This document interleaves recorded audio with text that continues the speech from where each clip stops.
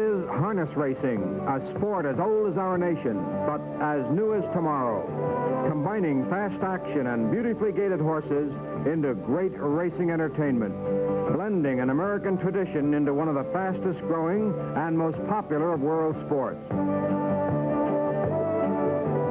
Across North America, harness racing is now offered at big, spacious, and comfortable tracks, temples of sport, but also pillars of local economy. These tracks employ people, lots of them, pay taxes, lots of them, and form the hub of communities of their own. Each is home for hundreds of horses, and for the people who train, drive, and look after them. Although the racing is at night, the long hours of work and training that lead up to it are a daytime activity. And mornings at a racetrack are a busy time in a crowded place. Harness horses usually race once a week, but between those races they train like the finely tuned athletes they are. Countless miles of jogging, limbering up as it were, which is done clockwise around the outside of the track. And then faster miles of training in the direction of actual races, counterclockwise on the inside half of the track. It is a traffic pattern and a routine adhered to on all North American tracks and on virtually all others in 45 countries around the world. When they are being prepared for a racing campaign, harness horses are trained in sets, usually of 3 or 4. Here are 3 pacers working together, and now they are joined by a trotter moving up on the outside, which leads to the most basic and natural of all harness racing questions. What is the difference between a trotter and a pacer? All harness horses are the same breed, standard breds, so named because they originally had to meet a standard of performance to qualify for registration. But they either trot or pace. Most follow their inheritance and either pace or trot as their parents did. A few can do both. They are called double-gaited horses and might race one season as pacers and the next as trotters. One thing that is not done in modern harness racing, however, is mixing of the gaits.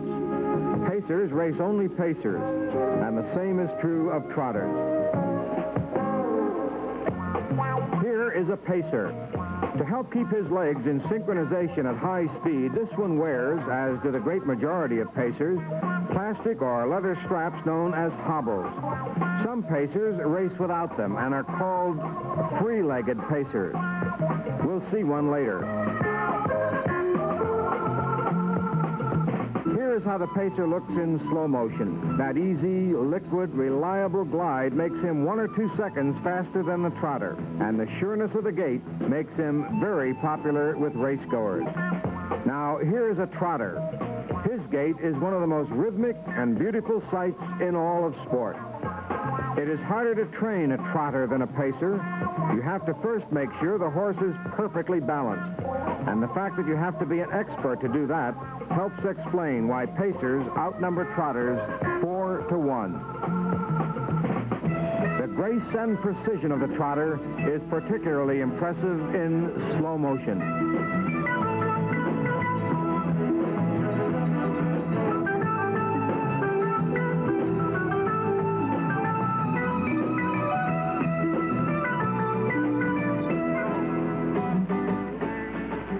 Now, let's compare the 2 gaits. The pacer is the top horse on your screen. Both legs on one side of his body move forward together. Then, both legs on the opposite side of his body.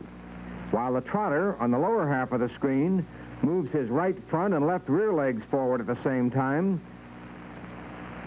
Then his left front and right rear legs in a diagonal gait. Now, let's take another look at the pacer in action.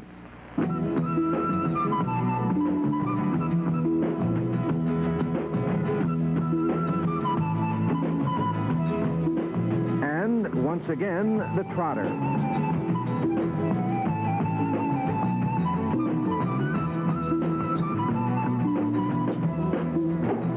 And now, both together.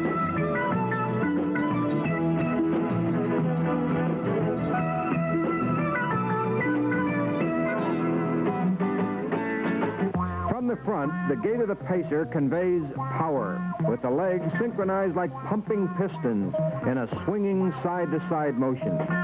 Watching this gait in slow motion makes it clear why pacers, in this case a three-legged pacer without hobbles, are sometimes called side-wheelers. The trotter, who drives straight ahead in a marching gait, beats a rhythmic 1, 2, 3, 4 tattoo. Watch the coordinated movements of each leg and foot in passing the other, and you'll understand why it takes a skilled trainer to develop perfection of gait in the trotting horse. Again, a comparison of the two gaits that reveals the inherent beauty of each, but also the clear differences between the two. First, on the left, the pacer. Legs tilting away from the body, first in one direction, then in the opposite. As the set on the right swings forward, then the set on the left.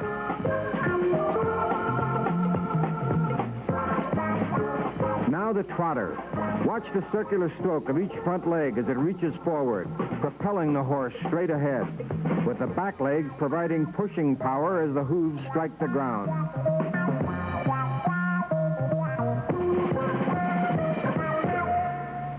Now, in a view rarely seen in or out of the sport, a pacer in full stride from ground level. Here, the swinging rock of the pacer is shown in perfect detail.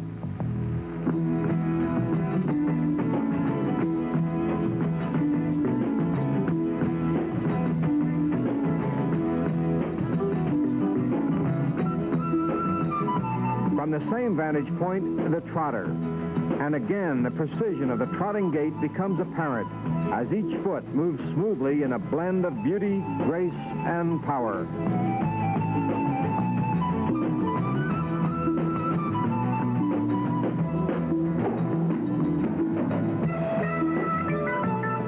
Now a comparison of the two, with the pacer on the left. While we watch, we can understand why trotters and pacers wear boots to protect their legs from their own flying hooves. And also see clearly that these horses spend much of the time with all four hooves off the ground. And the trotter, outnumbered but not outdone in beauty or elegance, and still favored of many purists in the sport, for reasons that are obvious as we watch this one in action.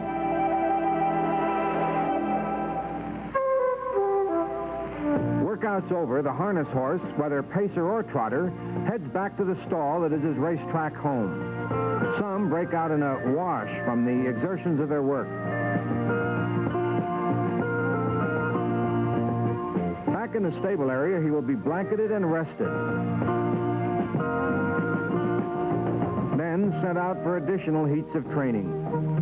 When that routine is completed, he will be bathed and again blanketed, and will be cooled out in a walking ring until his respiration returns to normal, after which he will be returned to his stall once again.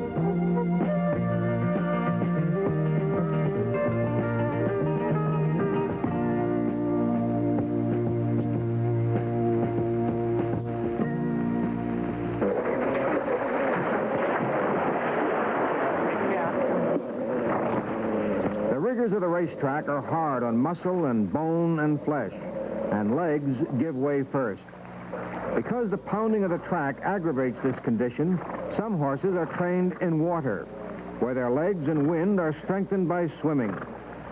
The great majority use the racetrack for conditioning, but those that swim do so for many laps, building stamina and tightening legs without the constant hammering on the firm dirt tracks.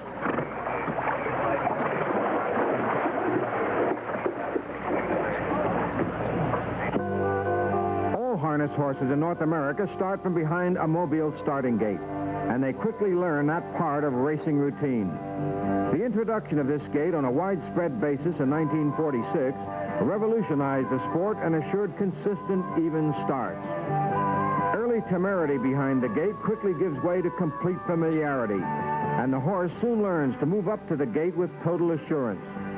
Most will put their noses right against the metal grating and will follow the gate faithfully without any fear or hesitation, and charge out from behind it at full speed once the wings fold away from in front of them. Lessons learned, the first-time starter, or an erratic or unimpressive performer, gets experience and further conditioning in schooling or qualifying races. Actual contests that provide the same competition under precisely the same conditions as regular events, but without wagering. Horses that break stride are schooled until they are steadier. Green or inexperienced horses receive seasoning.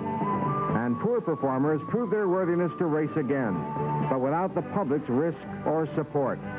There is never betting on these races. Tracks establish standards of performance, qualifying times, and the horses must meet those requirements before they are allowed to graduate to the main events, where the public can lend tangible support. These qualifiers and the county fairs serve as the proving grounds of harness racing, where future major leaguers are grounded in fundamentals. So are inexperienced drivers, many of them amateurs just getting started in the sport. Once qualified, our horses are ready for action under battle conditions. And you, now qualified as an instant expert on harness racing, are ready to trade that comfortable seat for a perch behind a spirited steed. Here's your whip. Hop up on that bike and get ready for the start. You're now in the driver's seat and about to see the race exactly as the driver does. The gate is rolling and the starter says go. You're on your own. Other pacers leave faster than your horse and speed ahead. You don't want to get caught in an early speed duel on the outside, so you look for position along the rail where you can save ground.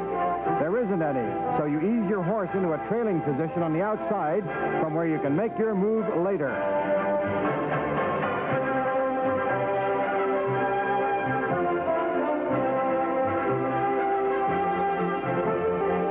A stretch for the first time, and now find room back along the rail and drop in.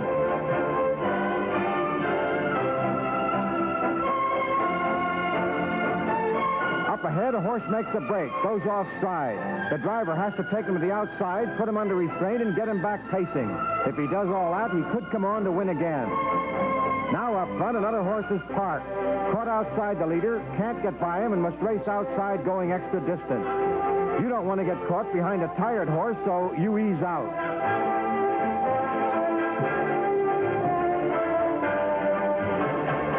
On the backstretch once again and gaining ground. A horse ahead pulls out for his drive.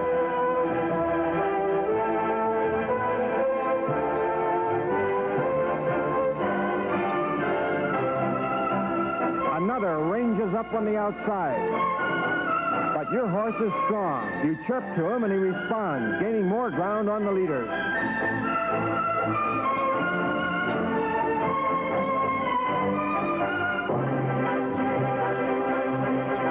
Now you round the final turn and head for home. And it's now or never. And you're moving up, driving on the leader. The horse inside of you moves out from the rail, forcing you 3 wide. To the wire, 4 abreast in a driving finish. This is harness racing, and these are the thrills that make it a great and growing sport around the world.